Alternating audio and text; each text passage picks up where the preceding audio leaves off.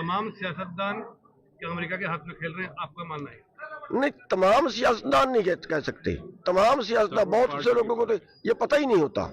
लेकिन प्रधानमंत्री वो बनता है जिसको उनका इशारा होता है। प्रधानमंत्री वो बनता है जिसको अमेरिका का इशारा होता है। और अगर प्रधानमंत्री उनका बनेगा तो उसके नीचे तो सारा खेल चलता है।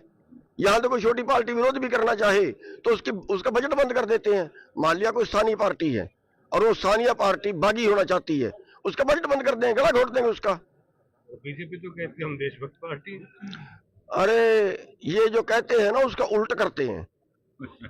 अब देशभक्त तो मैं बता रहा हूं, बताइए कौन सी देशभक्ति है? क्या शिक्षा का व्यापारीकरण कर दिया, देशभक्ति है क्या? ये जो है स्वास्थ्य का व्यापार कर दिया, ये देशभक्ति है क्या? आप यहाँ किसान सुसाइड कर रहा है कर्जे में, उसकी फसल नहीं बिक रही है, ये देशभक्ति है क्या? और उसी देश के अंदर जो हजारों करोड़ रोज का जिनके पास बैठता है उनका कर्जा माफ कर दिया जाता है, ये देशभक्ति कैसे होगी?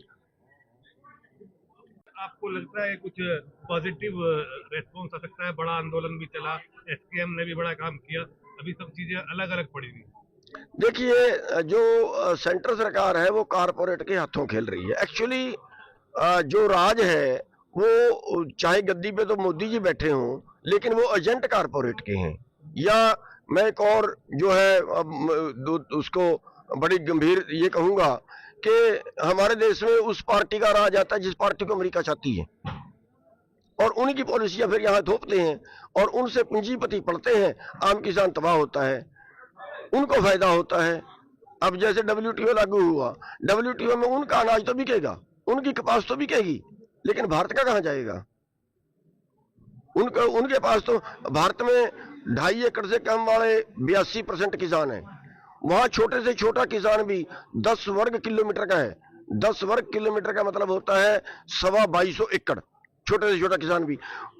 उदाहरण के तौर पे हम कपास बीजते हैं, हमें एक एक फोहा चुगना पड़ता है उसका।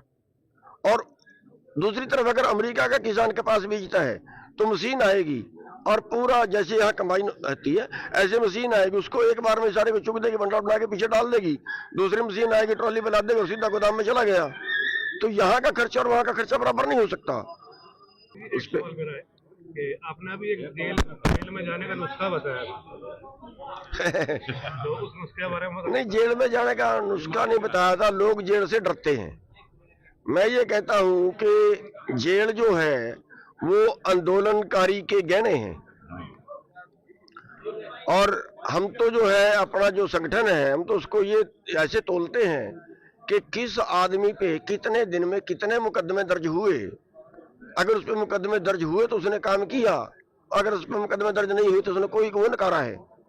हम तो इस तरीके से देखते हैं, क्योंकि जब कोई अपना अधिकार मांगेगा और अगर वो मुकदमों से डरा, फिर तो अगर भगत सिंह फांसी से डरता तो फिर देश आजाद कैसे होता?